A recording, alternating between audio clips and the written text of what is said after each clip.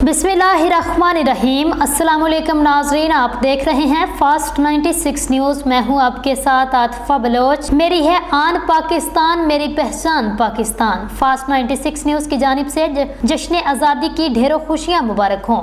Bulletin का आगाज करते हैं, रुख करेंगे चतराल का। ब्यूरो चीफ शबीर अहमद की रिपोर्ट के मुताबिक ताज मोरखा 13 अगस्त 2024 को स्पीकर तहसील काउंसिल चतराल फखर आजम के जेर सदारत तहसील काउंसिल चतराल लोयर का इजलास बुलाया गया। इजलास में चेयरमैन तहसील चतराल शहजादा अमानुर रहमान, तहसील काउंसिल चतराल के मेंबरान, हेड ऑफ डिपार्टमेंट्स और चतराल प्रेस क्लब के सदर मेंबरान ने शिरकत की। इजलास में तहसील चतराल के हर विलेज काउंसिल के मुख्तलिफ इलाकाई मसाइल जेर बहस रहे। मुख्तलिफ मसाइल के हल के लिए इक़दामात उठाए गए। इजलास में तहसील काउंसिल चतराल लोयर का करारदाद मंजूर किया गया। सूबाई हुकूमत मौजूदा बल्दियाती निज़ाम को 2019 एक्ट के तहत बल्दियाती निज़ाम को बहाल करे। मुंतखब बल्दियाती नुमाइंदों को फौरी तौर पर तरक्याती फंड जारी करे। बसूरत दीगर ये काउंसिल सूबाई एक्शन काउंसिल के साथ मिलकर हर एहतजाज में भरपूर हिस्सा लेगी। सूबाई असम्बली के सामने धरना दे देगी। चूँकि बल्दियाती निज़ाम को फंड न मिलने की वजह से तमाम मुंतखब नुमाइंदगान अवाम और इलाके की खिदमत करने से आजिज हैं, इसलिए तहसील काउंसिल चतराल ने मुतफ़िका तौर पर यह फैसला कर लिया।